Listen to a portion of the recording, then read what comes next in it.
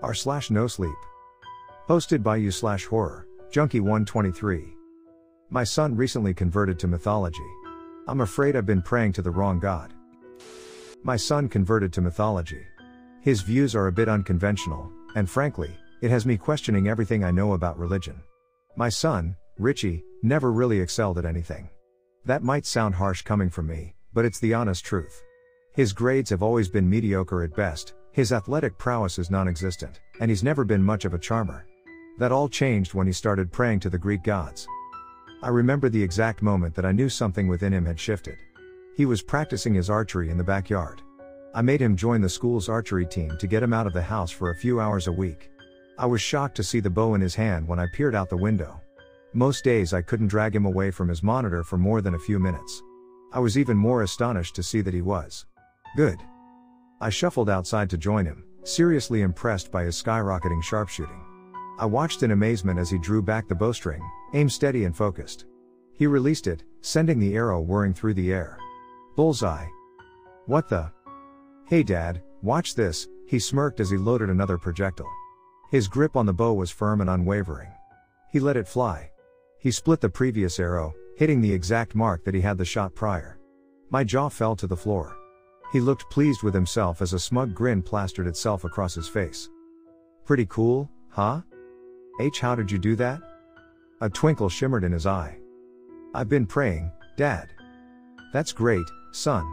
I'm really proud of you, I exclaimed, clasping his shoulder. I've been trying to turn that boy into a decent God-fearing Christian ever since he was a child. He'd never readily accepted any form of religion. Until now. Thanks, Dad. That means a lot. I prayed to Apollo and he's been guiding my shots. My heart sank. I mentally facepalmed myself. Mythology. Of course. You're joking, right? His joyous expression faltered. No, I'm dead serious. I knew I had to nip this in the bud. Look, son, the Greek gods aren't real. They're made up. Tears welled in the corners of his eyes. I'd struck a nerve. They are real. You just don't think I can ever actually be good at anything. Screw you, Dad.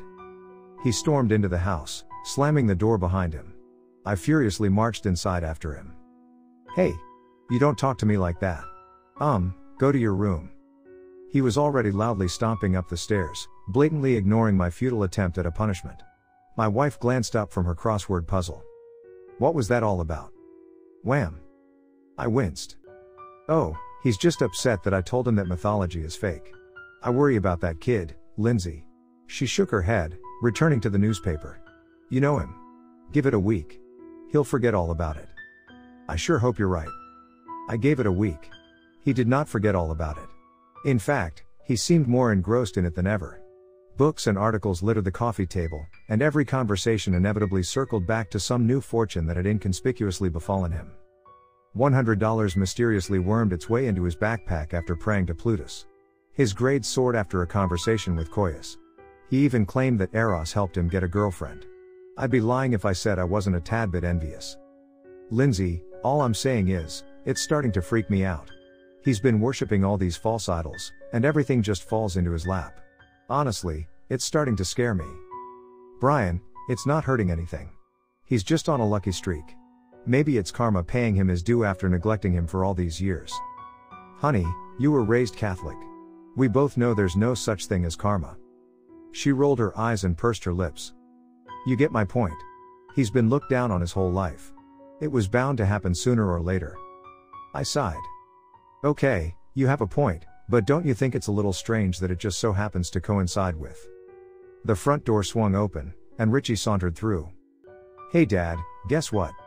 What is it, buddy? I just had my first kiss. And guess who helped me do it? I narrowed my eyes at him, subduing the urge to slap that goofy smirk off his face. Who? I said through clenched teeth. Eros. That's it. I'm tired of this stupid Greek mythology jargon. This has gone on for too long. If I hear you utter one more word about some silly make-pretend deity, I'll ground you for a month. Got it? His bottom lip began quivering and tears flowed down his cheeks. I hate you, Richie shouted as he sprinted off to his room. Brian, Go apologize to him right now. You were way out of line. A pang of guilt stabbed me like a bayonet as my wife's icy glare bore into my skull. You're right. That was uncalled for. I don't know what came over me. I trudged up to my son's room, and shamefully knocked on the door. Hey, Richie, I need to talk to you for a second. I shouldn't have yelled at you like that. Go away, please, I want to make things right. I heard shuffling from behind the barrier. He reluctantly opened up, just a sliver. It's okay, Dad. I promise. I know you didn't mean it. You sure? I mean, He shut the door in my face, effectively cutting me off. Before he did, though, I could have sworn I glimpsed something in his room that shouldn't have been there. Something big. He'd been keeping a secret from me, and I was itching to know what it was. I called in sick to work the next day and waited until my wife left for her morning meeting.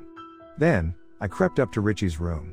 It was a school day, and he wouldn't be home for another 6 hours. This was it. My heart pounded like a jackhammer as I reached for the doorknob. Locked. I should have known. I fished for the key I kept above the frame for emergencies. It clinked off my fingers, falling to the carpeted floor below. I pumped my fist as I bent to retrieve it. I slipped the key into the lock, subconsciously holding my breath. My eyes grew wide as saucers when I saw what lay inside. In the right corner of my son's room sat an ornate altar. Neatly constructed white painted wood formed a multi-leveled shrine.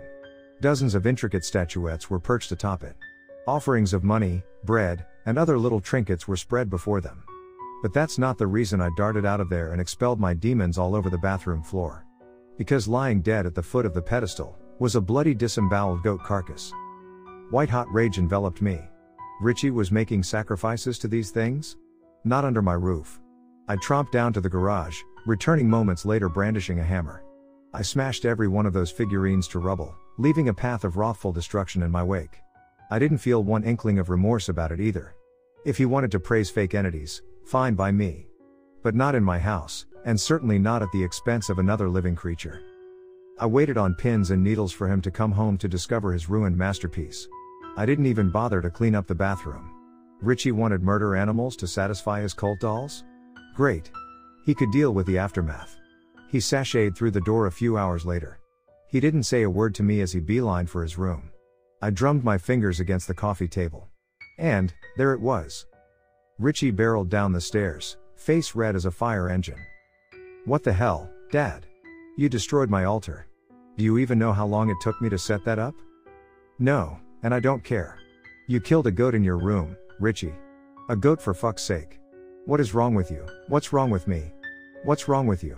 You completely wrecked my room because you don't agree with my religious beliefs. You're a psycho. He screamed animatedly as he attempted to storm off. Oh, no. Not this time. Stop right there. He halted, seething with resentment. I could practically see the steam wafting from his ears. You're going to clean up that mess, I said, slapping a box of hefty bags into his palm. I hope you die, he mumbled, almost imperceptibly. Well, keep on dreaming, buddy. I dragged him upstairs by his wrist, releasing him once we'd reached his debris-covered room. I'm going to come back up here in a few hours, and this place had better be spotless. Do you hear me? Spotless. And when you're done, you can get to work on that, I said, pointing to the bathroom. Ew. What is that? My reaction to your little pagan ritual. Now, get to it. He glowered at me, flinging the door shut. My wife returned home shortly after. Hey honey, you're home early. Yeah, I called off today.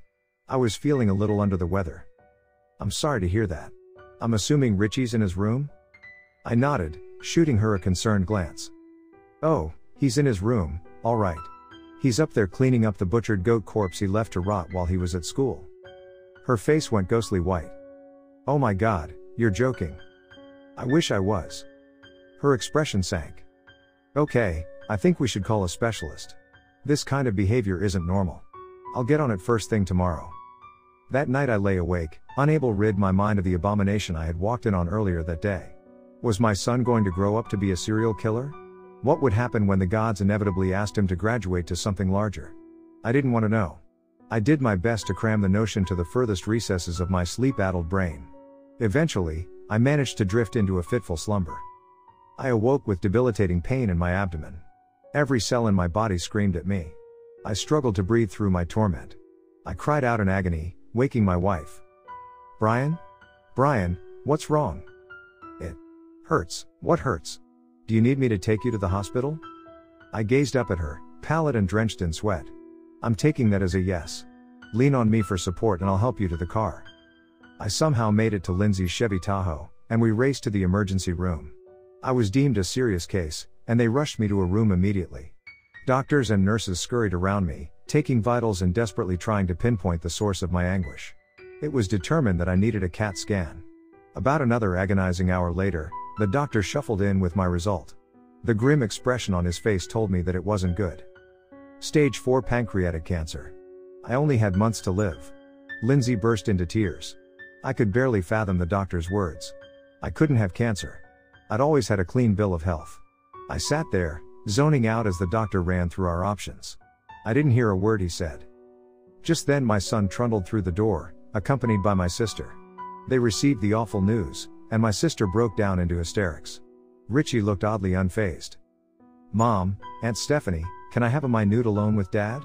There's something I need to tell him. They nodded, consoling each other as they left us alone. Richie approached my bed and gingerly scooped up my hand in his. Dad, I've been praying for you. I really appreciate that, son. Thank you, I said, eyes sparkling with hope. Even if the worst scenario was to play out, maybe something good could still come of it. Suddenly, a wide manic grin stretched across his face, and I could see malice behind his pupils. He squeezed my hand tightly. A sense of hopeless dread flooded into my heart. Richie leaned in close and whispered into my ear. I've been praying to Hades, and he's going to take your soul.